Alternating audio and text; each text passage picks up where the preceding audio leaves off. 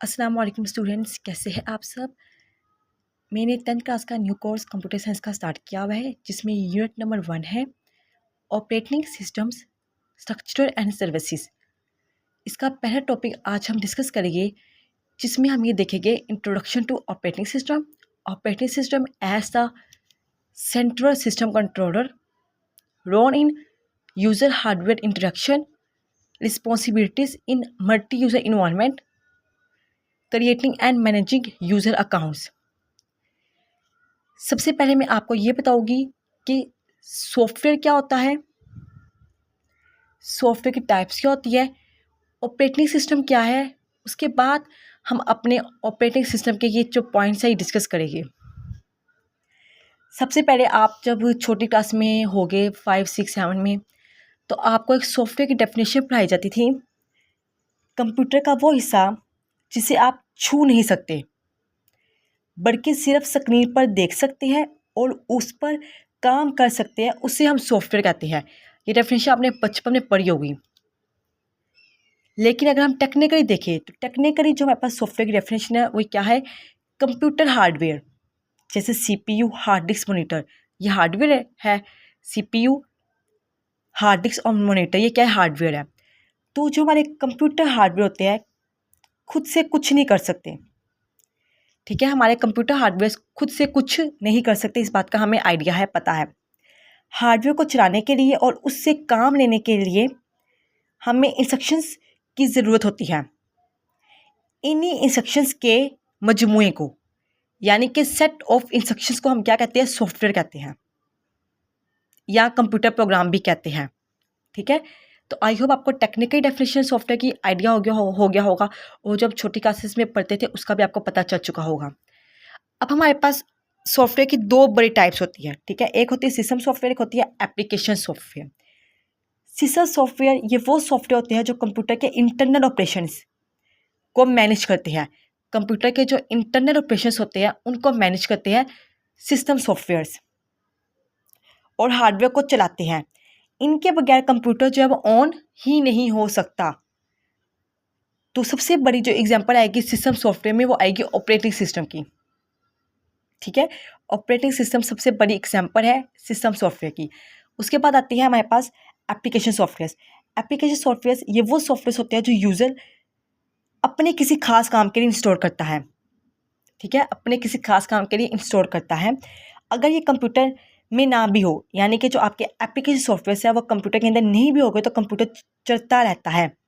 मिसाल के तौर पर WhatsApp, MS word, VLC player, Chrome browser या कोई भी गेम, तो ये सारे क्या, ये एप्लीकेशन सॉफ्टवेयर्स हैं। या आपने अपनी ज़रूरत को देखकर आपने अपने कंप्यूटर के अंदर, आपने अपने मोबाइल के अंदर इंस्टॉल की है। अगर आप इनको इंस्टॉल नहीं भी करेंगे तो आपका मोबाइल कंप्यूटर ख़राब नहीं होगा, वो चलता रहेगा। लेकिन अगर आपके मोबाइल के अंदर सिस्टम सॉफ्टवेयर ही नहीं होगा तो आपका मोबाइल या कंप्यूटर चल ही नहीं सकता। तो सिस्टम सॉफ्टवेयर बहुत ज़रूरी है, ठीक है। इसके बाद आते हैं, आई होप आपको आइडिया हो चुका होगा सॉफ्टवेयर के बारे में और सॉफ्टवेयर के टाइप्स के बारे में। अब हम डिस्कस करते हैं ऑपरेटिंग सिस्टम को। अभी हमने डिस्कस किया कि जो ऑपरेटिंग सिस्टम है ये सबसे बड़ी एग्जांपल है सिस्टम सॉफ्टवेयर की, और सिस्टम सॉफ्टवेयर क्या है, वो खुद एक सॉफ्टवेयर है। ऑपरेटिंग सिस्टम के बारे में मैं आपको बता देती हूँ। ऑपरेटिंग सिस्टम असल में सबसे अहम सिस्टम सॉफ्टवेयर होता है। ये कंप्यूटर का मैनेजर या बॉस होता है। जब आप कंप्यूटर को ऑन करते हैं, ठीक है, जब आप कंप्यूटर को ऑन करते हैं तो सबसे पहले ऑपरेटिंग सिस्टम ही जो होता है वो लोड होता है। आपकी मेमोरी में ऑपरेटिंग सिस्टम ही लोड होता है, जैसे Windows, Mac operating system, Linux, Android, iOS, ये सब क्या आपके ऑपरेटिंग सिस्टम है। इसके अलावा एक और आपने ऑपरेटिंग सिस्टम की डेफिनेशन पढ़ी होगी कि ऑपरेटिंग सिस्टम एक यूज़र को हार्डवेयर में इंटरफेस का काम करता है। यूज़र यानी कि जो कंप्यूटर चला रहा है, और हार्डवेयर जो आपका कंप्यूटर यानी कि पड़ा हुआ है, उसके दरमियान क्या इंटरफेस का काम करता है। अब हम डिस्कस करते हैं operating system as a central system controller, कि हमने ऑपरेटिंग सिस्टम को ये क्यों कहा है कि वो सेंट्रल सिस्टम कंट्रोलर है। ऑपरेटिंग सिस्टम कंप्यूटर के लिए ट्रैफिक कंट्रोलर का या मैनेजर का काम करता है। अगर आप एक ही वक्त में, ठीक है, अगर आपने अपना कंप्यूटर ऑन किया हुआ है और आप एक ही वक्त में उस पर गाने भी सुन रहे हैं, MS वर्ड पे कुछ टाइप भी कर रहे हैं, और बैकग्राउंड में कोई फाइल है जो आपकी डाउनलोड भी हो रही है, तो ये ऑपरेटिंग सिस्टम ही डिसाइड करता है कि CPU पहले किस काम को कितना वक्त देगा। ठीक है, इसलिए हमने कहा है कि जो हमारे पास ऑपरेटिंग सिस्टम है वो क्या है, सेंट्रल सिस्टम कंट्रोलर है। इसके अलावा ये रैम को मैनेज करता है। रैम जो आपकी मेमोरी है, ठीक है, जो आपकी टेम्पररी मेमोरी होती है, ये उसको मैनेज करता है। और प्रिंटर, माउस या स्पीकर्स को एक्टिव करता है ताकि सारे काम बिना रुके चलते रहे, स्मूथली चलते रहे। इसलिए हमने कहा है कि ऑपरेटिंग सिस्टम क्या एक सेंट्रल सिस्टम कंट्रोलर है। इसके बाद आता है हमारे पास role in user hardware interaction. ठीक है, अब इसमें क्या होता है, कंप्यूटर हार्डवेयर, आपको पता है जो कंप्यूटर हार्डवेयर होता है वो इंसानी ज़ुबान इंग्लिश, उर्दू या जितनी भी इंसानी ज़ुबानें हैं उनको अंडरस्टैंड नहीं कर सकता। इस बात का आप सबको आइडिया है। 9th में आपने पढ़ा होगा जो कंप्यूटर का हार्डवेयर होता है वो इंसानी ज़ुबानें जैसे इंग्लिश, उर्दू, इसके अलावा और भी जो इंसानी ज़ुबानें हैं उनको अंडरस्टैंड ही नहीं कर सकता, उनको नहीं समझ सकता। हमारा कंप्यूटर सिर्फ बाइनरी लैंग्वेज यानी कि 0 और 1 को ही अंडरस्टैंड करता है। 0 means on, 1 means of. Operating system आपके और हार्डवेयर के दरमियान एक ट्रांसलेटर का काम करता है। आपके यानी कि यूज़र के और हार्डवेयर के दरमियान एक ट्रांसलेटर का काम करता है। फॉर एग्जांपल, जब आप कंप्यूटर से ए टाइप करते हैं, आपने कीबोर्ड से ए टाइप किया, ठीक है, ए प्रेस किया, ऑपरेटिंग सिस्टम जो है वो उसको पहले बाइनरी कोड में चेंज करेगा। आपने ए टाइप किया, ए को पहले बाइनरी कोड में चेंज किया, ए का जो बाइनरी कोड होगा 01000001 में कन्वर्ट करेगा। ठीक है, हार्डवेयर इस कोड को, जो कोड ए का आया है, उस कोड को जो हमारा हार्डवेयर होगा वो समझता है और मॉनिटर को सिग्नल भेजता है। और मॉनिटर जो था वो स्क्रीन पर फिर आपको वो ए शो करवाता है। ठीक है, ये आपको मैंने मोटा मोटा बताया ताकि आपको आइडिया हो जाए। ए दिखाता है, ये काम इतनी तेज़ी से होता है कि आपको लगता है कि आप, यानी कि काम इतनी तेज़ी से हो रहा है जिससे देखें ना, आपने ए टाइप किया, ए फ़ौरन स्क्रीन के ऊपर आ गया, लेकिन इंटरनल काम हुआ है अभी, ए ऐसे स्क्रीन के ऊपर नहीं आया। ठीक है, पहले उसको ऑपरेटिंग सिस्टम में इसको बाइनरी कोड में चेंज किया है, इंटरनल काम हुआ है, लेकिन ये इतनी जल्दी हो रहा होता है कि आपको लगता है कि फौरी हो गया है। ऑपरेटिंग सिस्टम ना हो तो आपको कंप्यूटर चलाने के लिए खुद बाइनरी कोड को याद करना पड़ेगा। ये कितना बड़ा फ़ायदा है ऑपरेटिंग सिस्टम का। अगर आपके पास ऑपरेटिंग सिस्टम ना होता तो आपको क्या करना पड़ता, हर अल्फ़ाबेट के कोड याद करने पड़ते हैं आपको। देन इसके बाद आता है, हमने कहा है कि जो रिस्पॉन्सिबिलिटीज़ इन मल्टी यूज़र इन्वायरमेंट। अब मल्टी यूज़र इन्वायरमेंट क्या है, ये भी आपने पॉइंट ध्यान से सुनना है। और मैं आपको यहाँ पे एक और बात बताती चलूँ, आपने अपने नोट्स खुद क्रिएट करने हैं, खुद आपने अपने नोट्स को बनाना है। जब भी आप यूट्यूब से या क्लासरूम में बैठे कोई भी लेक्चर सुन रहे होते हैं तो आपका फ़र्ज़ है कि आप अपने पास रजिस्टर, एक पेन लाजमी रखें, और जो जो पॉइंट आपको समझ आ रहे हैं और आपको लग रहा है कि जो पॉइंट्स आपको पहले से नहीं पता थे, आप उन्हें नोट करें। टॉपिक का नाम लिखे ऊपर, उन इम्पोर्टेंस पॉइंट को नोट करें ताकि जब भी आपने अपने उस लेसन को रिवाइज़ करना हो, आप उन्हीं पॉइंट्स को रिवाइज़ करें और आपको लेसन याद आ जाए। तो इसलिए मैं भी आप सबसे यही गुजारिश करूँगी कि आप सब ने क्या करना है, लेक्चर सुनने से पहले अपने नोट्स खुद बनाने हैं। अपने पास एक पेन, एक कॉपी या रजिस्टर रखना है और उस पर आपने खुद लिखना है जो आपको समझ में आ रहा है, जो पॉइंट्स आपको समझ में आ रहे हैं। तो अब हम पढ़ते हैं रिस्पॉन्सिबिलिटीज़ इन मल्टी यूज़र इन्वायरमेंट के बारे में। ठीक है, जब एक ही कंप्यूटर या सर्वर के बहुत से लोग, जब एक ही कंप्यूटर को, सर्वर को बहुत से लोग मीन्स यूज़र, हम यूज़र जो होते हैं, इस्तेमाल कर रहे हैं। जब एक ही कंप्यूटर को या सर्वर को बहुत से यूज़र्स इस्तेमाल कर रहे हों, जैसे स्कूल की कंप्यूटर लैब्स में, ऑफिस में या ऑनलाइन बैंक्स में, तो ऑपरेटिंग सिस्टम की जिम्मेदारी और बढ़ जाती है। यहाँ पे क्या होता है, सेपरेट अकाउंट्स बनते हैं, हर यूज़र के लिए अलग अकाउंट बनाना ताकि सबका डाटा अलग रहे। ठीक है, इसके अलावा प्राइवेसी एंड सिक्योरिटी, एक यूज़र की फाइल दूसरे यूज़र ना देख सकें, आपका डाटा प्राइवेट रहे। रिसोर्सेज शेयरिंग, कंप्यूटर के रिसोर्सेज CPU और प्रिंटर को सब यूज़र्स में बराबर और इंसाफ से बांटना ताकि किसी एक यूज़र की वजह से पूरा सिस्टम स्लो ना हो। ये सारे काम कौन कर रहा है, ऑपरेटिंग सिस्टम कर रहा है। ठीक है, प्रोटेक्शन, गैर मुतल्लिका यानी कि अनऑथराइज लोगों को इंपॉर्टेंट फाइल्स डेटा चेंज करने से रोकना।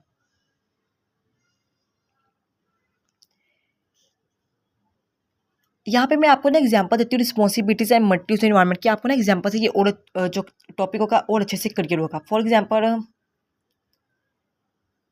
आपने देखा होगा स्कूल्स वगैरह में, बड़े स्कूल्स में या कॉलेजेस में आप जाते हैं, आपने देखा होगा स्कूल्स में, कॉलेजेस में या यूनिवर्सिटीज़ में असल में क्या होता है, वहाँ हर कंप्यूटर का अपना डाटा नहीं होता, हर कंप्यूटर का अपना डाटा नहीं होता, बल्कि लैब के कोने में एक बड़ा सा आपने देखा होगा सर्वर पड़ा होता है, उसे आप ताकतवर कंप्यूटर भी कह सकते हैं, ठीक है। सर्वर रखा होता है, बाकी जो सारे कंप्यूटर जो लैब में पड़े होते हैं वो सारे उस सर्वर से क्या होते हैं, कनेक्ट होते हैं। अब यहाँ पे काम कैसे होता है, आप लैब में गए और आप किसी भी सीट पर बैठ गए, चाहे कंप्यूटर नंबर 5 पे बैठे हैं या कंप्यूटर नंबर 20 से बैठे हैं आप, ठीक है। आप किसी भी कंप्यूटर पर जाके बैठ गए हैं। यहाँ पे ऑपरेटिंग सिस्टम का कमाल है। ऑपरेटिंग सिस्टम यहाँ पे क्या करेगा, जब आप अपना यूज़र नेम और पासवर्ड डालते हैं, आपने नोट किया होगा आपसे वो यूज़र नेम और पासवर्ड पूछता है। आप जब अपना यूज़र नेम और पासवर्ड डालते हैं तो वो लोकल कंप्यूटर ऑपरेटिंग सिस्टम उस रिक्वेस्ट के सेंटर सर्वर में भेजता है। ध्यान से बात सुनेगा, जब आप कंप्यूटर लैब में गए और आप एक कंप्यूटर के पास जाके बैठ गए, ठीक है। उस कंप्यूटर में आपने क्या डाला, अपना पासवर्ड डाला उस कंप्यूटर के अंदर, उसके अलावा आपने उसमें अपना नेम डाला, यूज़र नेम डाला। तो क्या होगा, वो जो लोकल कंप्यूटर जिस कंप्यूटर को आप यूज़ कर रहे हैं, वो लोकल कंप्यूटर ऑपरेटिंग सिस्टम उस रिक्वेस्ट को सेंट्रल सर्वर पर भेजता है। सर्वर क्या है, जो आपके लैब में एक बहुत बड़ा कंप्यूटर पड़ा हुआ है, उस पर भेजेगा और सर्वर चेक करता है कि हाँ ये बच्चा ये है और उसका ये अकाउंट है, ठीक है। फिर उस क्या होगा कि आपको वो सारी इन्फॉर्मेशन, वो जो ऑपरेटिंग सिस्टम आपकी फाइल्स, आपका डाटा और आपकी सेटिंग्स उस हार्डवेयर स्क्रीन पर खो देता है जहाँ आप बैठे हैं। अगर इतने आप किसी दूसरे कंप्यूटर पर जाके बैठ जाए, अपना पासवर्ड एंटर करें, तो उस कंप्यूटर पर आपकी सारी इन्फॉर्मेशन खुद जाएगी, जो आपने डाटा एंटर किया होगा वो आपका डाटा उसके ऊपर खुद जाएगा। कहने का मकसद ये है कि देखिए, आप जब कंप्यूटर लैब में जाते हैं, कंप्यूटर में 10 कंप्यूटर्स हैं, आप कंप्यूटर लैब में गए, एक दिन जाके आप कंप्यूटर में 1 में बैठ गए, आपने उसके अंदर वर्किंग की, उसके अंदर अपना काम किया, उसके अंदर अपना डाटा सेव किया। दूसरे दिन जाके आप कंप्यूटर में 5 में बैठ गए, आपने उसके, ठीक है, जब आप कंप्यूटर 5 पे जाके बैठे, आपने उसके अंदर पर जब आपने अपना यूज़र नेम एंटर किया, अपना पासवर्ड एंटर किया, तो जो काम आपने कंप्यूटर ए में किया हुआ था, सारा काम आपका वहाँ पे खुल जाएगा। ये सब कुछ हैंडल कौन कर रहा है, ऑपरेटिंग सिस्टम हैंडल कर रहा है। एक और हमारे पास ना केस होता है, ठीक है, ये 2 केस होते हैं। केस मैंने आपको बता दिया, एक और वैसे हमारे पास होता है केस। कुछ में ऐसा होता है कि सर्वर सिस्टम नहीं होता। जो हमने पहले एग्जांपल दी है उसमें मैंने कहा कि सर्वर सिस्टम होता है, लेकिन कुछ कंप्यूटर्स ऐसे, कुछ लैब्स ऐसे होते हैं, कुछ स्कूल्स में या कुछ कॉलेजेस में ऐसा भी होता है कि जहाँ पे सर्वर आपका नहीं होगा, ठीक है, बल्कि आम सादा कंप्यूटर्स होते हैं। वहाँ टीचर्स क्या देती है कि रोल नंबर 1 से 5 तक कंप्यूटर ए यूज़ करेंगे, 6 से 10 तक कंप्यूटर में बी यूज़ करेंगे, ऐसा भी होता है, ऐसा भी होता है। अब यहाँ पे कैसे काम होता है, अब एक कंप्यूटर पर सुबह की शिफ्ट में एक बच्चा बैठा है, ठीक है, और दोपहर की शिफ्ट में दूसरा और शाम में कोई तीसरा बच्चा आके बैठ गया।